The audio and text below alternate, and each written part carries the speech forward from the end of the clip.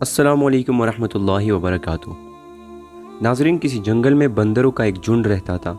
اس جنگل میں چونکہ بہت زیادہ تعداد میں پل وغیرہ ہوتے تھے، اس لیے وہ سب بندر بہت اطمینان اور خوشی سے رہتے تھے۔ ایک دن ایک سائنسدان اپنی بیٹی کے ساتھ اس جنگل میں ریسرچ کے لیے آیا۔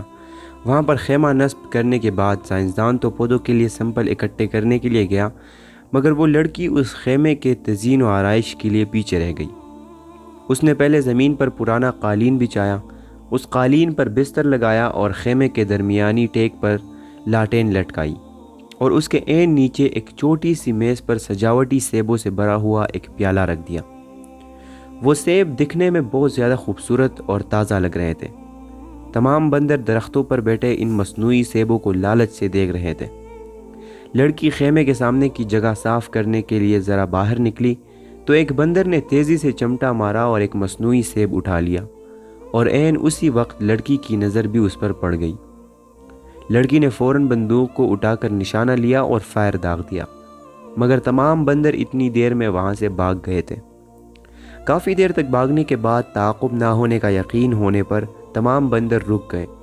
چور بندر نے ہاتھ بلند کر کے سب کو سیب دکھایا۔ سب بندر حیرت سے اس بندر کو دیکھنے لگے اور اس کو خوش قسمت قرار دینے لگے کہ اس کے ہاتھ میں اتنا پیارا سیب لگ گیا ہے۔ اس کے بعد سب بندر کوشش کرنے لگے کہ ایک بار اس سیب کو ہاتھ لگا کر دیکھ سکے۔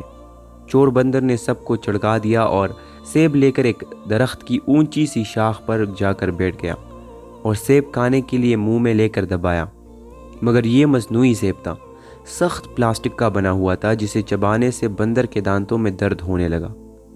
بندر نے 2-3 بار کوشش کی، مگر ہر بار اسے درد ہونے لگتا۔ اس طرح وہ دن چور بندر نے اونچی شاخ پر بیٹھ کر بھوکے گزارا۔ اگلے دن وہ نیچے اتر آیا تو تمام بندر اسے احترام سے دیکھ رہے تھے، کیونکہ اس کے ہاتھ میں اس وقت بھی وہ سیب موجود تھا۔ دوسرے بندروں سے ملنے والا احترام دیکھ کر اس بندر نے سیب پر اپنی پکڑ اور بھی زیادہ مضبوط کر دی۔ اب دوسرے بندر پھلوں کی تلاش میں نکل گئے اور تیزی سے ایک درخت سے دوسرے درخت پر چھلانگیں لگاتے ہوئے جا رہے تھے اور پھل توڑ توڑ کر کھا رہے تھے۔ چور بندر کے ہاتھ میں چونکہ مصنوعی سیب تھا، اس لیے وہ درختوں پر نہیں چڑھ سکا، مگر وہ سیب کو ہاتھ سے نہیں چھوڑنا چاہتا تھا، اس لیے وہ سارا دن بھوکا پیاسا رہا، اور یہی سلسلہ اگلے کچھ دن تک چلتا رہا۔ دوسرے بندر اس کے ہاتھ میں مصنوعی سیب ہونے کی وجہ سے اس کی عزت کرتے، مگر اس کو کھانے کے لیے کچھ نہیں دیتے تھے۔ بھوک سے بے حال وہ بندر اتنا نڈال ہو چکا تھا کہ اس کو اپنا آخری وقت نظر آنے لگا۔ اس نے ایک بار پھر اس سیب کو کھانے کی کوشش کی، مگر اس بار بھی نتیجہ مختلف نہ تھا۔ اس کے دانت اس مرتبہ بھی درد کر رہے تھے۔ چور بندر کو اپنی آنکھوں کے سامنے لٹکتے ہوئے درختوں پر پھل نظر آ رہے تھے، مگر اس میں اتنی ہمت نہیں تھی کہ وہ درختوں پر چڑھ سکتا۔